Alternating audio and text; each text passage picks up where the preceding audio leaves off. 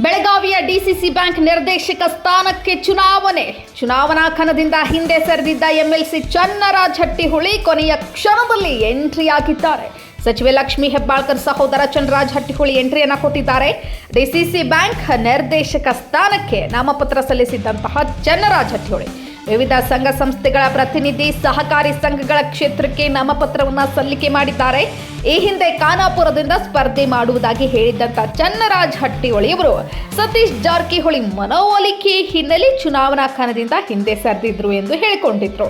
ಇಂದು ಬಾಲಚಂದ್ರ ಜಾರಕಿಹೊಳಿ ಜೊತೆಗೆ ಆಗಮಿಸಿ ನಾಮಪತ್ರ ಸಲ್ಲಿಕೆ ಮಾಡಿದ್ದಾರೆ. ಚನ್ನರಾಜ್ ಹಟ್ಟಿಹೊಳಿ ಅವರ ಚುನಾವಣೆಗೆ ತರುವ ಮೂಲಕ ಹೊಸ ದಾಳ ಉರುಳಿಸಿದ ಜಾರಕಿಹೊಳಿ ಬ್ರದರ್ಸ್. ರಮೇಶ್ ಕತ್ತಿ ಆ್ಯಂಡ್ ವಿರೋಧಿ ಟೀಮ್ ಹನಿಯಲು ಹೆಬ್ಬಾಳ್ಕರ್ ಸಹೋದರನ ಮುನ್ನೆಲೆಗೆ ತಂದಿದ್ದಾರೆ ಈ ಜಂಟಿ ಬ್ರದರ್ಸ್.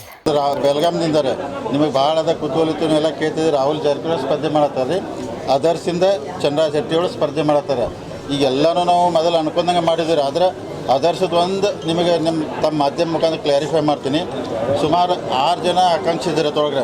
ಅಂದ್ರೆ ಅದ್ರೊಳಗೂ ಮಾಂತೇಶ್ ಕೌಟಗಿಮಠ ಅವರಿದ್ದರು, ರಾಜೇಂದ್ರ ಅಂಕಲ್ಗೆ ಅವರಿದ್ದರು, ಗುರು ಮೆಟಗೂಡ್ ಅವರಿದ್ದರು, ಪಂಚನಗೌಡ ಇದ್ದರು. ಹಿಂಗೆಲ್ಲರೂ ಒಂದು ಇದ್ದಾಗನೂ ಸೊ ಅನಿವಾರ್ಯ ಕಾರಣದಿಂದ ನಾವೆಲ್ಲ ಹೊಂದಾಣಿಕೆ ಮಾಡ್ಕೊಂಡು ಅವ್ರಿಗೆ ಹಿಂದೆ ಸರಿಯುವಂಥ ಪರಿಸ್ಥಿತಿ ಬಂತು. ಅದಕ್ಕೆ ತಮ್ಮ ಮುಖಾಂತರ ಅವ್ರು ಯಾರೂ ಬೇಜಾರು ಮಾಡ್ಕೋಬಾರ್ದು. ರಾಜಕಾರಣದಾಗ ಅನಿವಾರ್ಯ ಬರ್ತೈತಿ. ಅದಕ್ಕೆ ಎಲ್ಲ ಹಿರಿಯರು ಕೂಡ ಚನ್ನರಾಜ್ ಹಟ್ಟಿಹೊಳಿ ಅದರ್ಸಿಂದ ಫೈನಲ್ ಮಾಡ್ಬೇಕಂತ ಅವ್ರು ಡಿಸಿಷನ್ ನಾಮಿನೇಷನ್ ಮಾಡಿದ್ರಿ. 6 ಜನ ಇವತ್ತು ಮೊನ್ನೆ 13 ಜನ ನಮ್ಮ ಪ್ಯಾನಲ್ ಇಟ್ಕೊಂಡು ನಾವು ಅಂದ್ರೆ ನಾಳೆ ಸ್ಕೂಟ್ನಿ ಮುಗಿದ ನಂತರ ಚುನಾವಣೆ ತಯಾರಿ ಮಾಡ್ಕೋತೀವಿ. 19ಕ್ಕೆ ನಮಗೆಲ್ಲ ಸಂಪೂರ್ಣವಾದ ವಿಶ್ವಾಸ ಇದೆ. ದೇವರ ಆಶೀರ್ವಾದದಿಂದ, ಜನರ ಆಶೀರ್ವಾದ ನಮ್ಮ ಪ್ಯಾನಲ್ ಗೆದ್ದು ಡಿಸಿಸಿ ಬ್ಯಾಂಕ್ನ 5 ವರ್ಷ ಆಡಳಿತ ಚುಕ್ಕಾಣಿ ಹಿಡಿತು ಅಂತ ಸಂಪೂರ್ಣವಾದಂಥ ವಿಶ್ವಾಸ ಇದೆ.